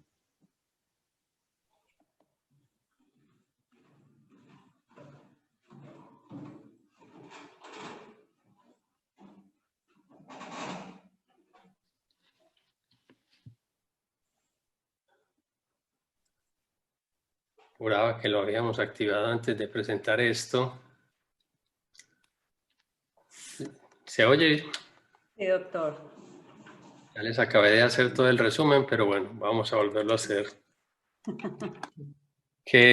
Muchísimas gracias por la invitación y más que felicitarlas porque lleven 5 años al centro de aprendizaje, quisiera decirles que las felicito por la forma como trabajan, porque nosotros, todos los que estamos acá en este equipo, los equiperos, hemos visto cómo trabajan varios colegios y vemos que está muy bien conformado este centro de aprendizaje.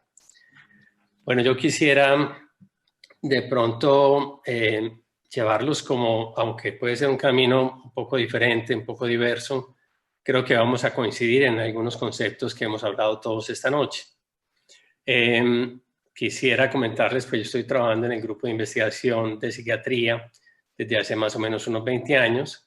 Trabajaba en el Hospital San Vicente hasta marzo, y cuando lo cerraron empecé a trabajar en el Hospital Living Lab, que es el hospital digital de la Universidad de Antioquia.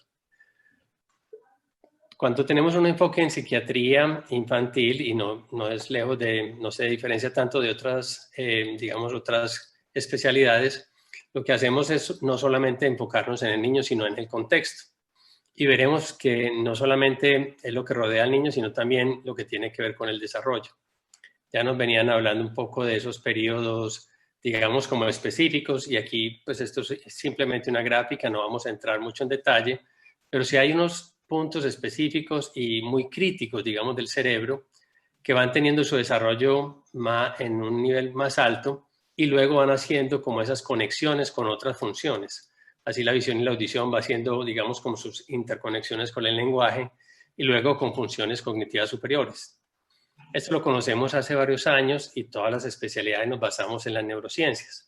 Todavía no sabemos a qué edad se empiezan a dar las conductas prosociales y de qué áreas específicas depende esto. Es decir, nos falta todavía estudiar una gran cantidad de cosas del desarrollo. No voy a entrar en detalle y sería muy pesado porque, bueno, haciendo un paréntesis, cuando uno es el último expositor a esta hora, cuando la glicemia va bajando, la tensión va bajando y uno es como una barrera entre terminar la charla y nos vamos a comer, pues sería demasiado pesado para mí explicar todo esto. Ya han hablado de las redes neuronales. Yo lo único que quiero decir acá es que las funciones del cerebro no están en una área específica. Hay áreas que de pronto sí se encargan de algunas cosas, pero aquí hay una red neuronal que está mostrándonos todas las conexiones que existen para el aprendizaje.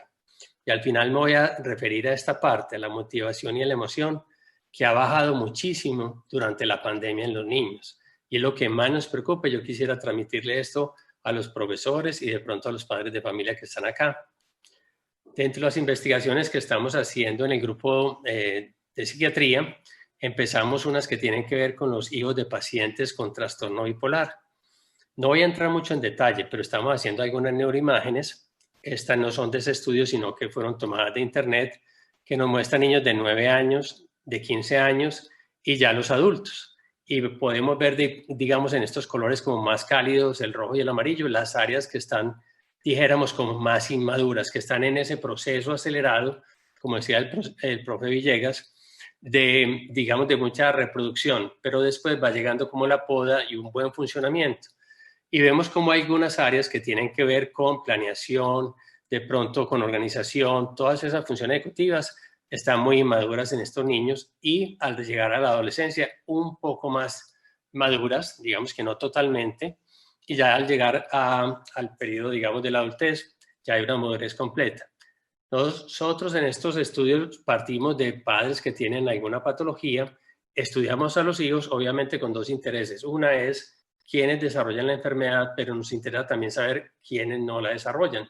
Es decir, quiénes tienen fortalezas, quiénes tienen mayor resiliencia y qué factores están involucrados en no tener trastornos mentales. Entonces, digamos que en psiquiatría, claro, hacemos evaluaciones de rasgos que pueden llamarse síntomas, signos y qué repercusiones pueden tener, pero todo dentro de un contexto del desarrollo.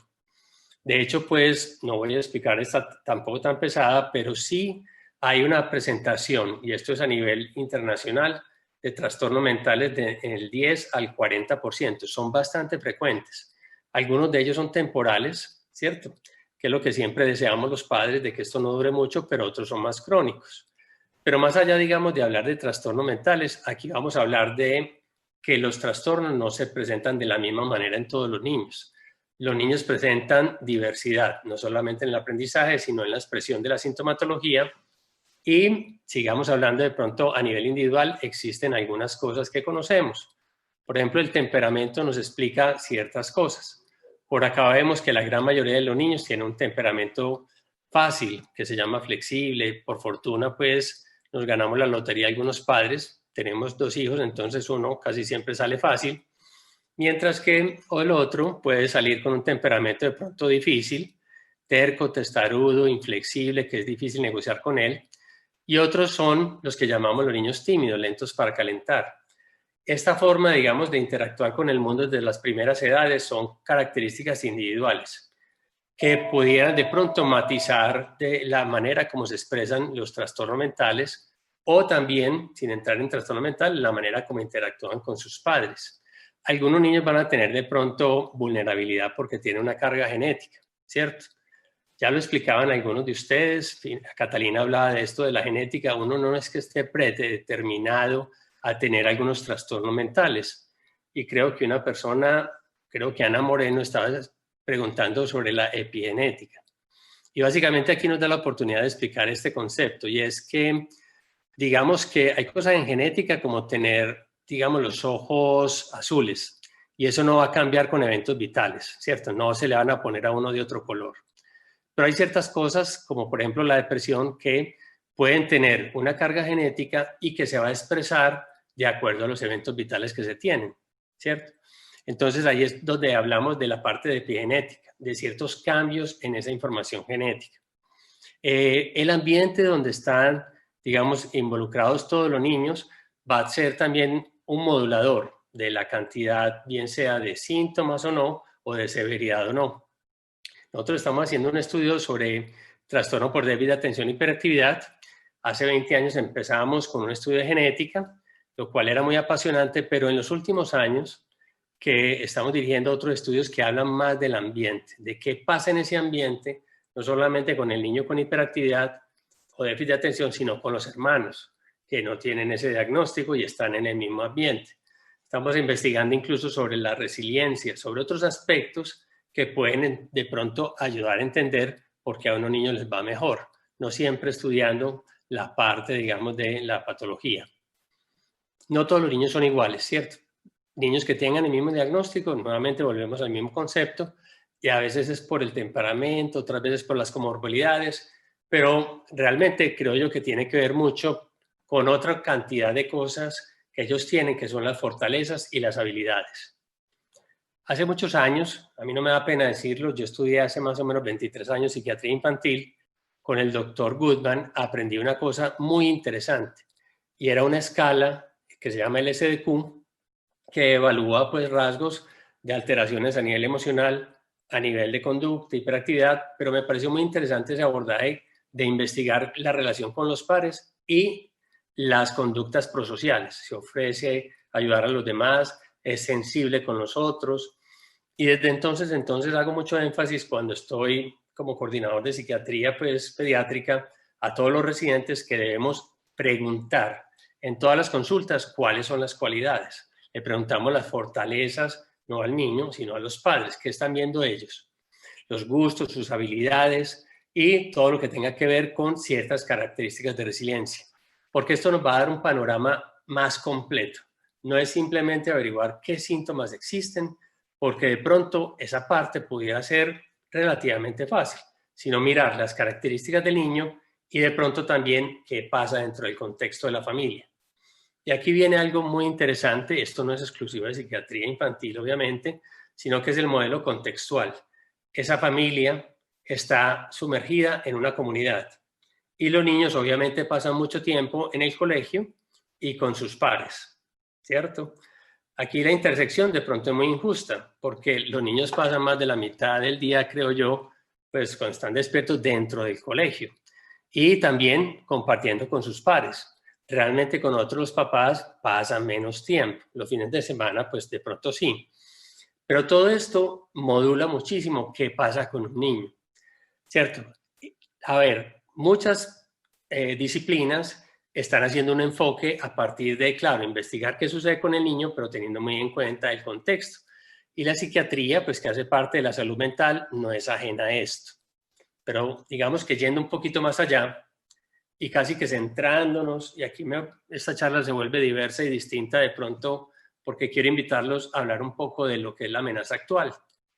Habrán oído hablar del COVID, no sé si están enterados de que hay un virus por ahí, pero esto nos puso a pensar de manera diferente. Personalmente yo estaba dando, pues obviamente docencia en la universidad, cuando de repente me quedé sin consulta, todo lo cancelaron y me quedé con varios residentes muy ansiosos de qué hacer. Nos pusimos de pronto a hacer un ejercicio de pensar qué iba a pasar con los niños y no había muchos estudios publicados en el mundo. Ese ejercicio de hacer unas presentaciones terminó publicado después ya en un artículo en la Revista Colombiana de Psiquiatría. Y el ejercicio que hicimos fue pensar que los adultos que piensan mucho en esa amenaza de la enfermedad COVID, el temor a la enfermedad, que se muere un familiar, que hay una crisis sanitaria, que no hay camas UCI, etcétera, quizás no es lo que les preocupa a los niños. Lo que ha sucedido de pronto y la repercusión mayor es todas estas medidas que se han generado para evitar contagiarnos. El aislamiento, el distanciamiento físico, ¿cierto? El no estar cerca de los demás, ha generado otro tipo de crisis que realmente repercuten, y aquí viene a estar entonces este concepto del contexto más inmediato del niño, que es la familia. Algunas familias les ha ido bastante bien, digamos, relativamente, pero hay otras que han tenido esta experiencia de estar bajo grandes cargas de estrés, enfrentadas a una disminución de ingreso económico o el desempleo. Lo que decía ahorita Catalina, tenemos que identificar ansiedad y depresión en los padres o el consumo de licor que puede estar en aumento y otros, digamos, características de adversidad psicosocial como la violencia intrafamiliar. Ahí sí, cuando una familia cambia, digamos, no solamente su dinámica, sino que está lidiando con todos estos factores, y hay familias que ya saben, pues se han ido separando, ya empieza a tener de pronto impacto sobre los niños. Algunos niños lo expresan con ansiedad, depresión, hiperactividad, trastornos mentales, etc. Pero la pregunta acá de pronto es, bueno, ¿y yo cómo sé si realmente hay o no hay una patología? ¿Cierto? Hablando de los signos de alarma. Yo le traigo aquí unas reacciones normales que se han estudiado desde hace muchos años en los primeros auxilios de psicología. Y es que cuando hay un evento vital, supongamos la muerte de algún familiar, los niños reaccionan de acuerdo a los diferentes grupos etarios y pueden presentar características como estar irritable o cambios en el habla mucho o poco, igual la actividad, o por ejemplo, digamos, tener temores, las pesadillas, el insomnio. Obviamente, pues no estamos contando de que el evento estresante fue, no sé, el 13 de marzo cuando nos mandaron para la casa o el 16 de marzo, ya más o menos nos acordamos de marzo, no es el día número 1 de los niños. Los niños empezaron a tener reacciones posiblemente después de un tiempo, cuando ya se dieron cuenta de que habría que seguir en el colegio de manera virtual o cuando hubo tensión en la casa, etc. Algunos adolescentes tienen otras conductas distintas y pueden considerarse normales, encerrarse de pronto, confiar más en el grupo de amigos, etc. Pero entonces estas conductas que se definen como un proceso de adaptación, como una reacción normal cuando se convierten en anormales o patológicas. Pues no hay algo muy claro, pero de este tipo de acrónimo que es el FIND nos puede ayudar a definir esto. Y es cuando este tipo de conductas que no estaban en el niño y son nuevas se vuelven muy frecuentes en los niños o se vuelven demasiado intensas, supongamos una pataleta muy frecuente, muy intensa, o el número de conductas, que ya no es solamente una sola conducta, sino que son varias. Entonces allí es cuando debemos empezar a tener como una alerta. O lo otro es que dure bastante, que duren más de 6 semanas, porque a veces uno dice, se está adaptando, no sé, a la separación, a este nuevo cambio económico, etcétera. Pero cuando esto continúa y afecta el funcionamiento de los niños, es cuando debemos sospechar que es patológico. No todo es negativo, hay aspectos muy positivos de la pandemia, creo que los hemos vivido a veces, así sea temporal o instantáneo, pero hemos visto que nos ha servido a todos para replantearnos cosas. Y algo que me ha parecido muy interesante con algunos pacientes que yo tenía, yo veo muchos chicos con hiperactividad y déficit de atención, es que algunos sorprendentemente andan muy bien, hasta mejor que cuando estaban en la presencialidad. Pero digamos que es la minoría, no vamos a decir pues que esto es un éxito para todos, pero muchos de ellos han encontrado nuevos hobbies, habilidades y han tenido oportunidades de otras cosas diferentes. Entonces no todo es negativo. Recomendaciones creo que han tenido, pues estamos hasta acá oyendo de COVID, yo no voy a extenderme mucho en esto, pero seguimos insistiendo en horarios, levantadas, de comida, de acostada, rutinas definidas, pueden ser muy, muy importantes para continuar y mantener. Lo mismo las actividades en tiempo libre, deben diversificar los chicos. Yo siempre les pongo la mano, a mis hijos incluso, y les digo, mira, ¿quieren jugar videojuegos? Ese es un tipo de actividad y siempre les enseñando el pulgar, que es el más chiquito. Les digo, vas a hacer otras actividades, leer un libro, un capítulo, actividad física, llamar a los abuelos, colaborar en casa, manualidades, etc. Esto de los videojuegos se está convirtiendo obviamente en algo muy, muy preocupante. Y este título puede que, claro, estos nativos digitales pueden tener un coeficiente intelectual más bajo que sus padres, pues esto es como para vender un libro posiblemente, como apareció pues en la BBC, yo creo que es más eso, pero sinceramente es un tema muy controversial, no podemos decir que sea ni bueno ni malo, ¿cierto? Pero sí estamos viendo un mayor número de horas invertidas en esta actividad y tenemos que abrir el ojo porque de aquí se pueden desprender otro tipo, digamos, de situaciones en el hogar y para los niños. Tampoco me voy a extender mucho en esto, pero sabemos que un uso excesivo de pantallas, como quiera que se denominen las pantallas, desarrolla conductas adictivas, hay mayor riesgo de depresión y ansiedad, altera el ciclo de descanso.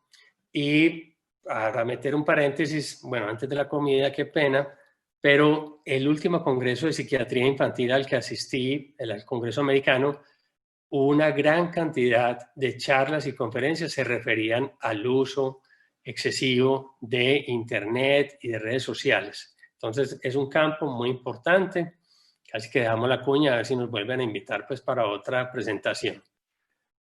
Ahora, en el colegio, la educación virtual, pues los profes, muy duro. O sea, yo soy profesor también y pasar de la presencialidad a la virtualidad es un reto grandísimo. Yo me quito el sombrero frente a los profes. Estamos aprendiendo, obviamente, a tener una educación virtual efectiva, pero la gran pregunta aquí es cómo motivar a los niños, ¿cierto? No hay una fórmula mágica, creo que la tenemos que buscar principalmente para algunos niños. Escucho día a día más padres que me dicen está muy desmotivado, no quiere conectarse, no quiere estar en la clase. Quizás un tip muy breve, pero esto hay que hacer todo un análisis y quizás hablar con los profesionales que estén a cargo de cada uno de esos casos, es que los profesores tengan un contacto semanal muy breve, de casi 10 minutos, en los cuales sea muy exclusivo para el niño y que el niño se sienta un poco valorado y que allí le puedan escuchar de qué manera él puede motivarse más o qué idea puede generar, ¿cierto? A veces son ellos los que generan las ideas. Yo en vez de hacer, no sé, un poema, quisiera hacer un rap, ¿cierto? Que es un tipo de poema, pues estilo de poema. No es oficialmente aceptado en todos los colegios, pero quizás es un chico que nos va a sorprender mucho porque va a tener una motivación mayor. Y qué sé yo, otro quiere hacer en vez de un trabajo de una manera, de otra forma. Ese es como el mensaje final, pues este es una fuente en el San Vicente, donde yo solía pues sentarme por ahí cerquita, tomar un café, a veces solo y a veces acompañado, y pues el mensaje es que mientras nos volvemos a ver nos va a tocar seguir en esta virtualidad. Siento pues que les haya interrumpido el paso rápido de la comida, a subir la glicemia, pero bueno, este era el mensaje.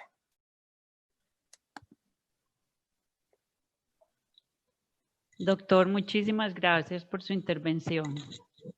Ahora le doy la palabra a Marta Domínguez, quien coordinará el espacio de preguntas. Adelante, Martica. Muchas gracias, buenas noches para todos. Y bueno, realmente había dos preguntas, pero ya fueron abordadas por el doctor Juan David. De todas maneras, quisiera que alguno nos contestara esta. ¿Cómo afecta esta nueva realidad de un encuentro tan temprano con la tecnología a los niños? Porque se siente a veces que se saltan pasos primordiales de su neurodesarrollo. Entonces, ¿quién quiere contestarnos esa pregunta?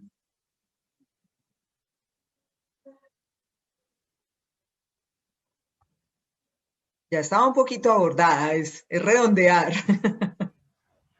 Doctor Carlos Villegas. Bueno, gracias. Realmente las pantallas sabemos, y el doctor Palacio lo abordó hace un momento, que dependiendo de la edad, y realmente hay unas directrices de la Sociedad Americana de Pediatría, donde dice que antes de los 6 años pantallas limitadas, ya después empiezan a liberar un poquito por horario. Pero realmente en este momento la disposición de las pantallas en la virtualidad es necesaria en algunos muchachos en la escolaridad. Aquí, como también lo anotaba el doctor Palacio, hay que regular el horario de uso. Ya un niño está expuesto a la pantalla del computador durante la mayor parte del día, dependiendo de la carga horaria, y luego de eso soltamos el computador y seguimos con el celular. Pero básicamente, con el estímulo celular específicamente, sabemos ya que trastornos del sueño, trastornos atencionales, trastornos del comportamiento son muy ligados al uso de estos dispositivos, sobre todo en pantallas de menor tamaño. Uno de los estudios habla que después de 4 o 6 horas de haber salido del dispositivo es que el cerebro empieza a hacer ese feedback de descanso. Entonces, si un niño suelta el celular a las 6, 7, 8 de la noche, a medianoche va a conseguir entrar otra vez en ese descanso. Entonces, es supremamente negativo.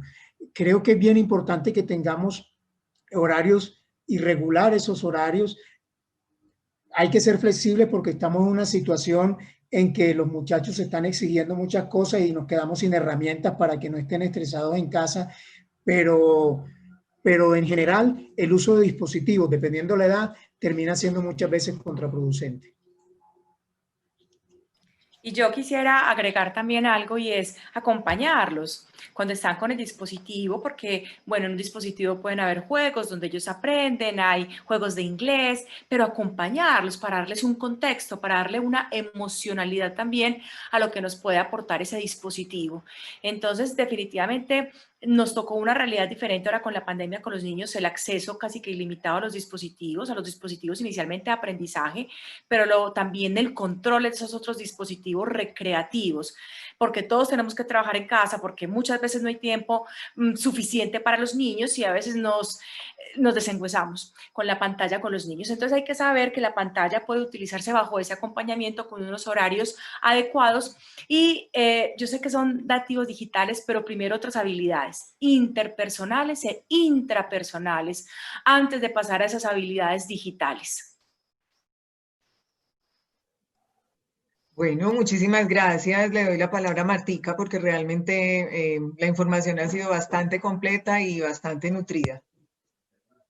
Bueno, no, solo pues agradecer a todos los expertos que nos acompañaron hoy. Realmente nuestro principal objetivo con este panel era como darle mayor validez y relevancia a la necesidad de incorporar esos conocimientos científicos en los procesos de enseñanza y de acompañamiento a los estudiantes de nuestras instituciones. Y más ahora que todos estamos en búsqueda permanente del mejoramiento de esas prácticas inclusivas, ¿cierto? Esto ha sido parte del éxito que hemos tenido en el colegio al trabajar de la mano de los profesionales que nos acompañan hoy y que hacen parte de los procesos de algunas de nuestras niñas y familias.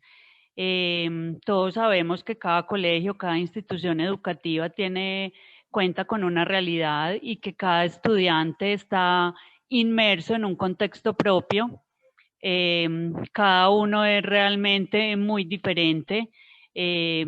Por todo lo que mencionaron ahora, pues los doctores, por su ambiente, por su parte social, su parte familiar, la parte escolar, la salud, la maduración cerebral.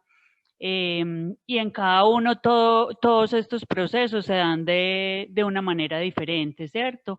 Pero todos estos componentes son los que permiten que tengamos, que haya neurodiversidad. Y es debido a esto que entramos a un salón de clase y nos enfrentamos a una amplia variedad de personalidades, de habilidades, de intereses, de gustos. Y nunca debemos olvidar que estamos ante grandes seres humanos. Solo las personas que somos solos y nosotros que somos tan responsables de la educación y nos capacitamos, lograremos convertirnos, pues, y llegamos a comprender como ese valor de la diversidad. Lograremos convertirnos como en ese maestro al que Francisco Mora llama como la joya de la corona. O sea, nosotros los maestros debemos ser la joya de la corona del país al que pertenecemos, ¿cierto? Él dice que eso es lo que debemos hacer, pero que esto lo logramos si logramos sensibilizarnos y le damos a la educación un tono diferente, tanto en lo emocional como en lo cognitivo, en la forma en que vemos la enseñanza y que podemos responsabilizarnos de transformar estos cerebros de los niños al hacernos nosotros cada vez más conscientes que enseñar es algo más profundo que transmitir conocimientos. Debemos ser conscientes de todas esas diferencias estructurales que nos mencionaron hoy los doctores, y así creo que podemos sentirnos cada vez más motivados a plantear estrategias diferentes que los beneficien a todos.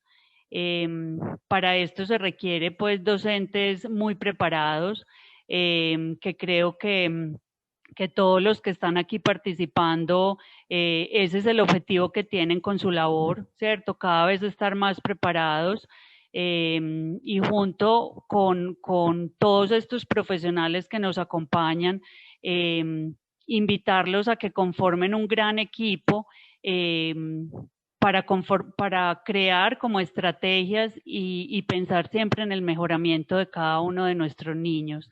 Los invitamos entonces a que compartan unos espacios importantes con las familias, con los profesionales, con los docentes y pensando siempre en el bienestar de todos nuestros estudiantes. Le doy pues como todas las gracias al equipo de expertos. Para nosotros es un gran orgullo contar con un equipo como ustedes, con personas como ustedes, con profesionales como ustedes, y de verdad que nos hemos sentido supremamente acompañados en estos procesos de nuestras niñas, y esperamos contar con ustedes para próximos eventos. Muchísimas gracias y mil gracias a todas las personas que asistieron al evento y que nos acompañaron y que estoy segura que van a seguir trabajando y que todos vamos a seguir trabajando por el bienestar de nuestros niños. Mil y mil gracias y les deseo una feliz noche.